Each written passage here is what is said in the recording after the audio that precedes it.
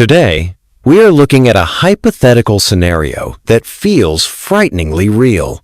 A moment when the spiritual fervor of Manila collided head-on with the artificial glitter of Los Angeles, creating a day where the entertainment capital of the world was forced into a stunned silence. Check the comments section below and let me know which city and country you are tuning in from. It's always incredible to see how far these stories travel. It began not with a shout, but with a vibration that hummed beneath the pavement of Hollywood Boulevard, a resonance felt in the bones before it was heard by the ears. This was the heart of global vanity, a street paved with bronze stars dedicating human achievement in the arts of simulation and make-believe. Yet, on this unprecedented Tuesday, the usual cacophony of tourist chatter, aggressive street performers dressed as superheroes, and the relentless thrum of traffic was gradually displaced by a different frequency entirely. It was a low, guttural sound, a collective murmur of millions of voices, chanting in a language foreign to these asphalt arteries. The air, usually thick with exhaust fumes and cheap cologne, grew heavy with the scent of sweat, incense, and an overwhelming, almost terrifying sincerity. The profound emptiness of Hollywood's relentless pursuit of fame was about to be filled by the crushing weight of ancient, agonizing faith, arriving like a slow-moving tsunami of maroon cloth. The decision to host a replica procession of the Black Nazarene in Los Angeles was meant to be a culturally unifying event for the massive Filipino diaspora in Southern California. City officials expected a large turnout, perhaps a few 100,000 people concentrated in a designated park, a manageable, permitted cultural festival. They were woefully unprepared for the reality of the times. Traslación ***. By dawn, the numbers had already shattered every projection models the LAPD had run. It wasn't just locals. Devotees poured in from Nevada, Arizona, and flights arriving at LAX from across the Pacific were packed with pilgrims carrying nothing but white towels. The intended route, a sanitized loop avoiding major arteries, was instantly choked, forcing the human tide to spill onto the iconic stretches of Hollywood.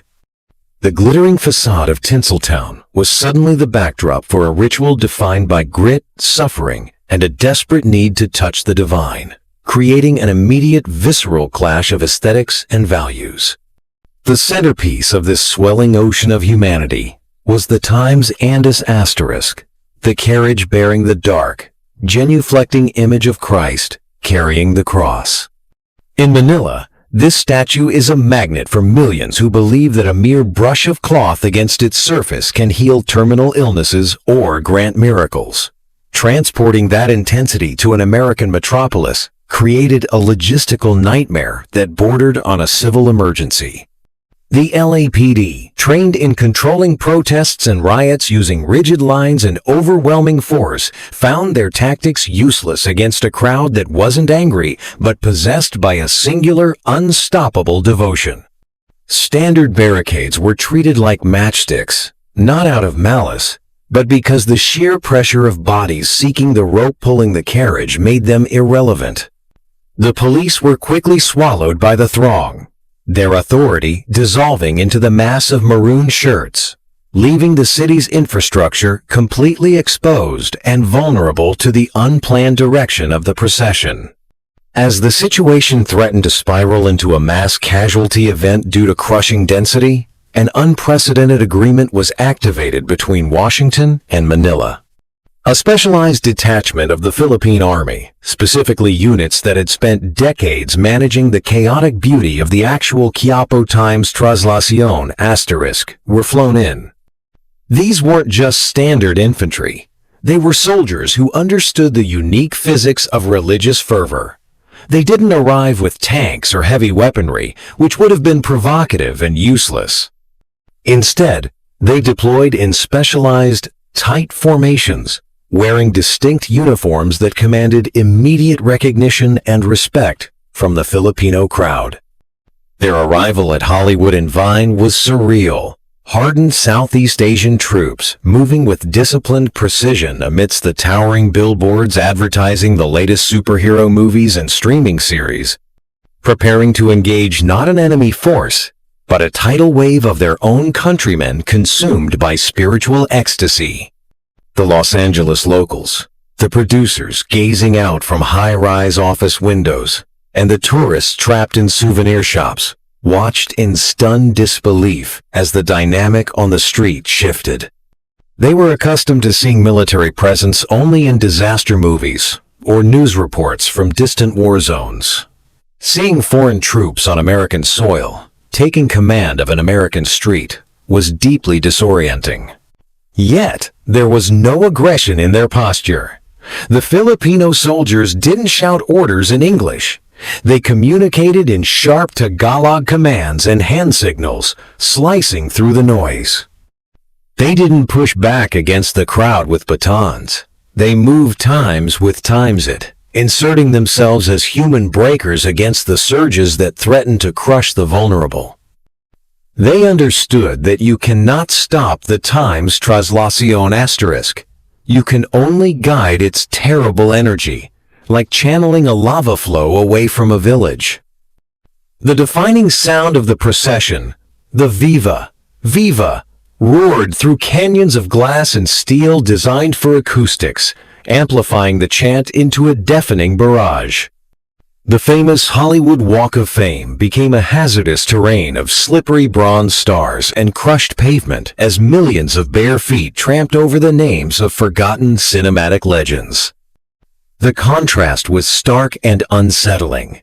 The ultimate symbol of ephemeral celebrity was being trampled by a ritual celebrating eternal suffering.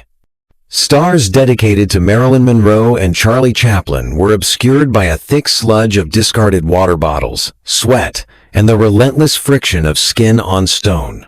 The artificial lighting of the theaters, usually the brightest things on the boulevard, seemed dim compared to the incandescent fervor in the eyes of the devotees fighting inch by inch toward the swaying image of the Nazarene, oblivious to the historic ground beneath them. A critical juncture occurred near the Dolby Theater, home of the Academy Awards. The street narrows there, creating a natural bottleneck that the LAPD had identified as a red zone for potential crush asphyxiation. The immense rope, the Times Lubid asterisk, which pulls the Times Andis Times and serves as the primary point of contact for devotees, snaked towards this choke point. In Manila, people die here. The pressure wave builds until lungs cannot expand. Seeing the impending disaster, the Filipino troops executed a maneuver that left observing American tactical experts speechless.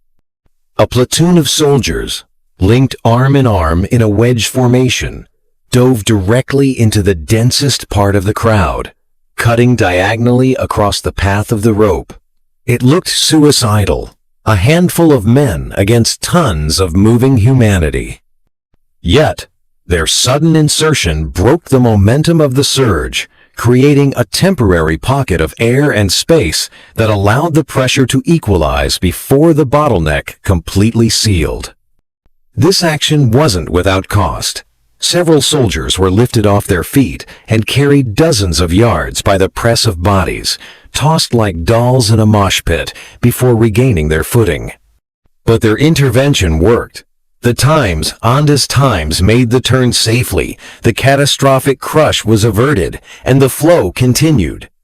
The surrounding American onlookers, many filming with shaking smartphones from balconies, witnessed a level of physical commitment to crowd safety they had never seen. This wasn't policing. It was an act of fraternal sacrifice. The soldiers were sweating, bleeding, and exhausted, yet their focus remained absolute. They were operating on a frequency shared with the crowd, understanding the rhythm of the push and pull, anticipating the surges before they happened. It was a stunning display of soft power applied with hard physical reality, a masterclass in managing humanity at its most intense. The silence mentioned in the headlines wasn't a literal absence of noise. The chanting was deafening, but a silence of the industry that defined the city. Hollywood production ground to a complete halt. Studio lots shut down because no crew or actors could navigate the gridlock. Agents canceled power lunches. The entire machinery of entertainment, which relies on the controlled illusion of importance, was paralyzed by something undeniably real. The fake blood of action movies felt irrelevant in the face of real blood spilled by devotees scraping their knees on the asphalt in penance. The carefully curated monologues of award-winning scripts seemed trite compared to the raw, desperate prayers shouted by mothers holding up sick infants toward the passing statue. For one day, the simulation broke, and the industry of make-believe was forced to stare at the raw, unvarnished face of human desperation and faith. Among the witnesses was Sarah Jenkins, a cynical location scout who had seen every kind of spectacle LA could offer. From her third-floor apartment window overlooking the route, she initially viewed the event with annoyance. Another disruption to her already chaotic schedule. As the hours wore on, however, annoyance shifted to a paralyzing fascination. She watched a man, shirtless and covered in tattoos, weep openly as he finally managed to touch the rope, his face a rictus of agony and ecstasy. She saw the Filipino Troops, men half the size of the LAPD officers she was used to, holding back a surge of thousands with sheer collective will. The sheer scale of the emotion below began to chip away at her professional detachment. This wasn't a movie. There were no directors yelled cut, no craft service tables. It was raw, messy, and terrifyingly beautiful. The climax of the procession occurred as dusk fell over the city, painting the sky in shades of purple and orange that matched the maroon robes of the devotees. The Andis Times reached the intersection near the iconic Capitol Records building, its spire looking like a stack of vinyl records against the twilight. Here, the exhaustion of the crowd collided with their culminating spiritual fervor. The swaying of the carriage became more violent, almost capsizing several times as the bearers, the Times Hijos del Nazareno *, struggled for footing on the slick street. The Filipino troops formed a protective ring around the carriage itself, a final line of defense not against attackers, but against love, an overwhelming, crushing love that sought to consume the object of its adoration. The air was thick with the heat of millions of bodies, creating a localized weather system of mist and humidity that hung over the boulevard. Suddenly, a hush fell over the immediate vicinity of the carriage as the Andis Times came to a grinding halt. A young boy, perhaps 7 years old, had slipped through the chaotic legs of the bearers and fallen directly in the path of the heavy iron wheels. The crowd, realizing the danger, instinctively recoiled, a gasp rippling outward. Before any devotee could reach him, a Filipino scout ranger, part of the elite protective detail, threw himself flat onto the asphalt, shielding the boy with his own armored body just as the massive carriage surged forward again. The wheel caught the edge of the soldier's tactical vest, dragging him a few inches before the momentum was arrested by the shouts of the bearers. The soldier lay still for a terrifying moment, the boy cocooned beneath him. Then, slowly, he pushed himself up, pulling the terrified but unharmed child to his feet. He didn't seek medical attention or acknowledge the stunned silence of those nearby. He simply handed the boy to a weeping woman who fought her way to the front, then immediately returned to his position in the defensive line, his uniform torn, his face streaked with grease. It was a moment that encapsulated the entire day. Immense danger neutralized by quiet, instinctual duty. The incident was captured by a news helicopter hovering overhead and broadcast live. A stark image of selflessness beamed into millions of American homes, further cementing the stunning impact of these foreign visitors. As deep night set in, the procession finally neared its conclusion at a large cathedral just outside the Hollywood area. The energy, rather than dissipating, concentrated into a final, fervent push.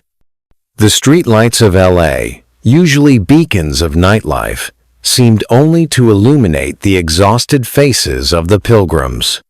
They were limping, dehydrated, many supporting each other, yet their eyes burned with an internal light. The artificial glitter of the city had been thoroughly dulled by the sweat and tears of the time's Traslación asterisk. The physical toll was immense. Emergency medical tents set up along the route were overwhelmed with cases of heat exhaustion, cuts, and bruises, but the mood remained incredibly buoyant, a collective spiritual high that transcended physical pain. When the doors of the cathedral finally closed behind the Black Nazarene, ending the 15-hour ordeal, a strange emptiness settled over the streets of Hollywood. The maroon sea began to recede, leaving behind a landscape transformed. The physical debris was immense mountains of plastic bottles, discarded sandals, towels used to wipe sweat, but the psychological residue was heavier. The city felt different. It had been occupied, not by a hostile force, but by an idea.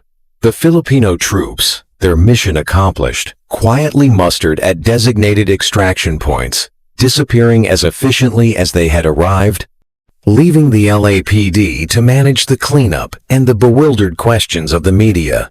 In the days that followed, Los Angeles attempted to return to normal, but the Nazarene Day, as it came to be known, had left a permanent mark. Talk shows and news segments were dominated by discussions not of the latest blockbuster, but of the nature of faith and the extraordinary discipline of the Philippine military auxiliaries. Hollywood producers, always quick to capitalize on phenomena, immediately began registering titles and treating scripts based on the event, missing the irony that their industry's inability to grasp reality was exactly what the procession had exposed. The event had held up a mirror to the city's superficiality, and the reflection was uncomfortable to behold. The Filipino community in America, often marginalized or treated as a quiet model minority, found a new voice in the aftermath. They had brought the heart of their culture to the center of American pop culture and forced it to pay attention. The pride was palpable.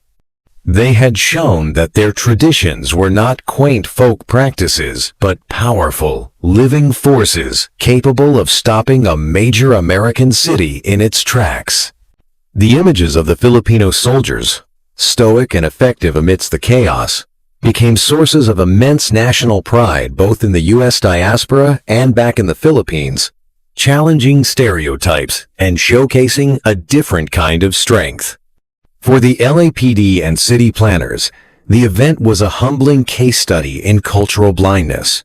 Their standard operating procedures, predicated on control and compliance, had completely failed. They realized that some forces cannot be policed in the traditional sense. They must be understood and accommodated. The after-action reports were filled with recommendations to better engage with cultural leaders and to recognize when foreign expertise is not just helpful, but essential.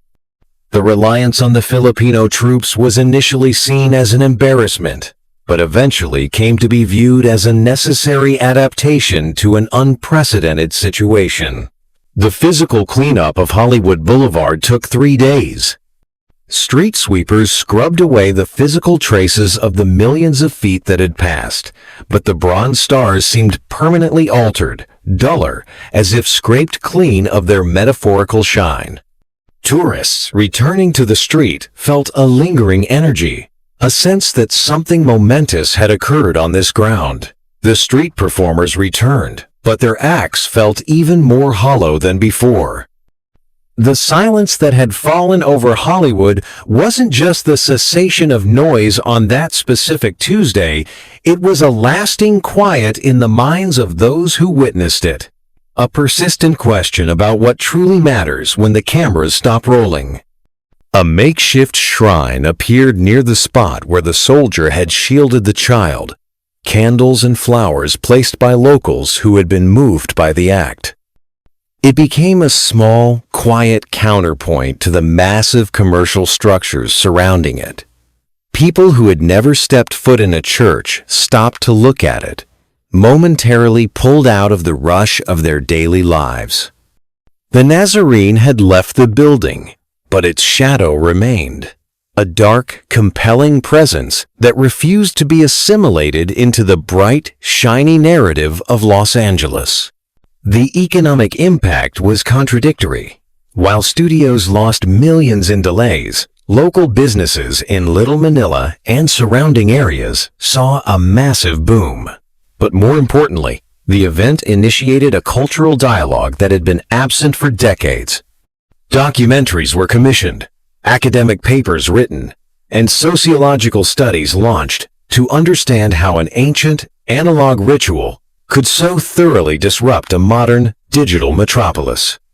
The event proved that even in an age of virtual reality, the sheer physical presence of millions of human beings, united by a single belief, remains the most potent force on Earth.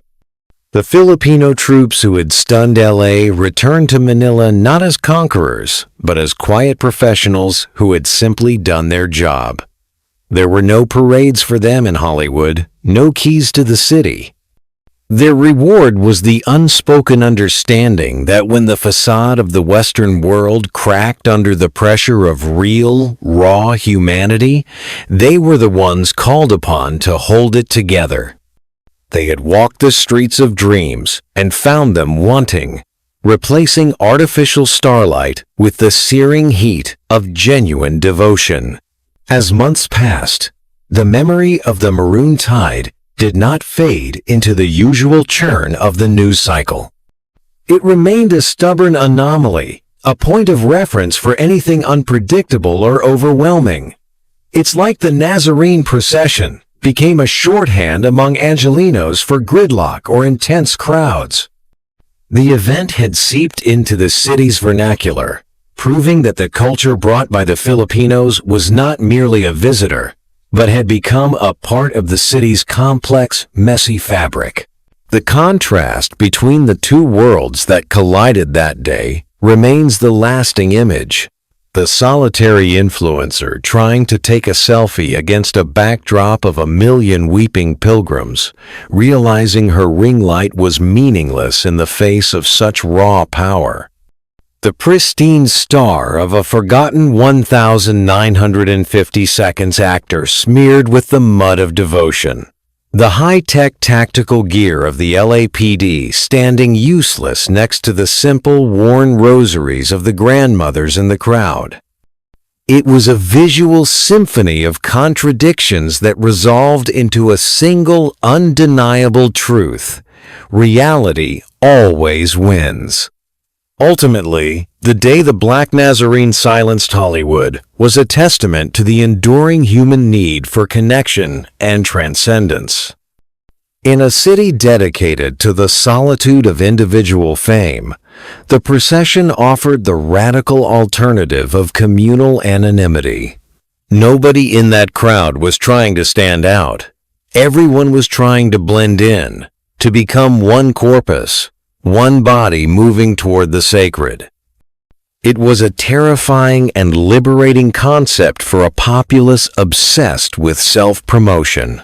The silence of Hollywood was the silence of awe, of fear, and finally, of respect.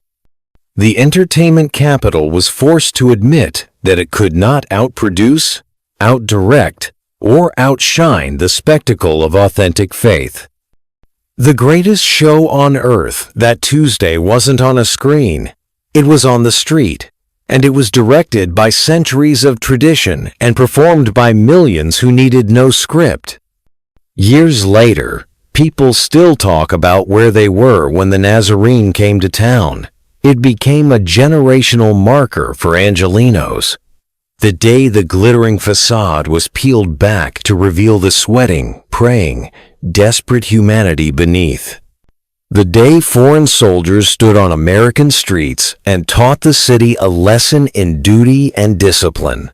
The Black Nazarene never returned to Los Angeles. The logistical hurdles and the sheer intensity of the event were deemed too great to repeat. It remained a singular, legendary occurrence, growing in mythic status as time went on. But the lesson remained that beneath the pavement of even the most artificial places on earth, the ancient rhythms of the human soul are still beating, waiting for the right vibration to bring them to the surface. The narrative of that day serves as a humbling reminder that our modern constructs of commerce and celebrity are fragile. They exist only as long as we collectively agree to believe in them. When confronted with an older, deeper form of belief, they crumble with surprising speed. The Filipino devotees didn't intend to silence Hollywood. They simply didn't care that it was speaking. Their conversation was with something higher. As we reflect on this extraordinary collision of cultures, we are left with the image of the maroon wave receding, leaving a changed city in its wake. The silence that fell over Hollywood that day was perhaps the most honest moment in its history.